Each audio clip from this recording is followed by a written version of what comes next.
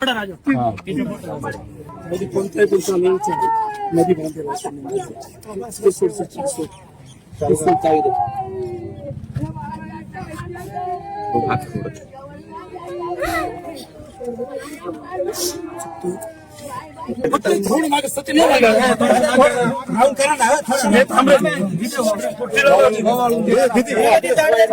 हळदी कुंकू इकडे अशी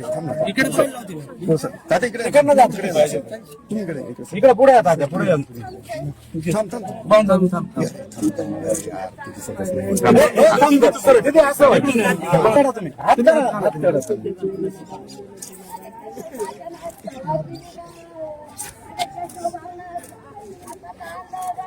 मयूर मयूर थोडस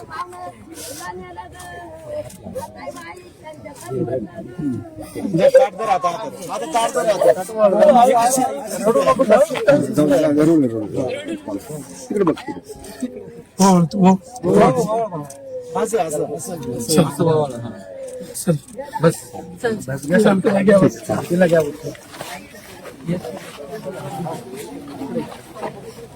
थर्मल ड्रोनचा वापर करून यशस्वीरित्या ते बिबट्याची मुवमेंट आणि आपले जे दुर्दैवी ज्या बाळाचा मृत्यू झाला त्याचं मृत शरीर थर्मल ड्रोनच्या साहाय्याने आपल्याला शोधून काढता आलं, परंतु उशीर झाल्या कारणानं दुर्दैवीपणे आपल्याला त्या मुलाचं मृत्यू ओढावला. नागरिकांचं प्रबोधन व्यवस्थित वन विभागाकडनं केलं जात नाही असे नागरिकांची ओरड आहे.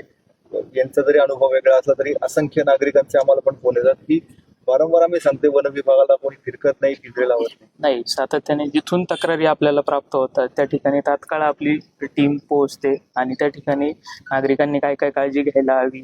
साधारणपणे संध्याकाळच्या वेळेनंतर किंवा सकाळी पहाटेच्या वेळेस लहान मुलांना अजिबात घराबाहेर एकटं सोडू नये, कुणी रात्रीच्या वेळी घराबाहेर झोपू नये, तसेच शौचासाठी प्रातःविधीसाठी कुणी उघड्यावर जाऊ नये किंवा शेतामध्ये काम करायला जात असताना नेहमी समूहाने जावे, मोबाईलवर गाणे वाजवत जावे.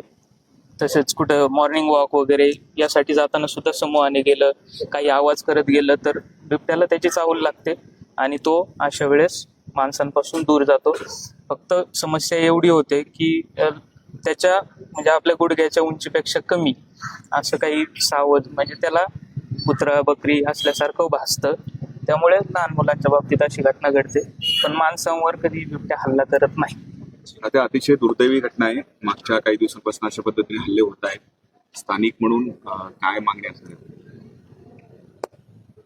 ओढनेरमध्ये काल रात्री जी घटना घडली अतिशय मनाला वेदना देणारी घटना आहे. कोणाच्याही कुटुंबावरती असा प्रसंग येऊ नये. आमच्या भागातील ही दुसरी घटना आहे. वारंवार बिबट्याचा वावर वाढत चालला आहे.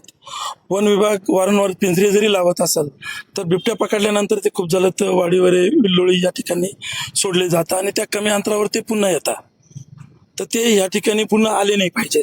दुसरी गोष्ट, आमच्याकडे आर्मी एरिया असल्यामुळे आणि जंगल जास्त असल्यामुळे शेती विभाग जास्त असल्यामुळे खूप मोठ्या प्रमाणात बिबट्यांचा लपण्याची जागा आहेत.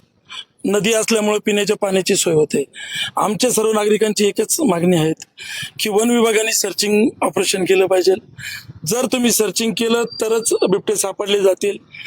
आता बिबट्यांना जर 2 लहान मुलांवरती त्यांनी हल्ला केला तर निश्चित आता तो मोठ्या माणसांवरती पण हल्ला करेल.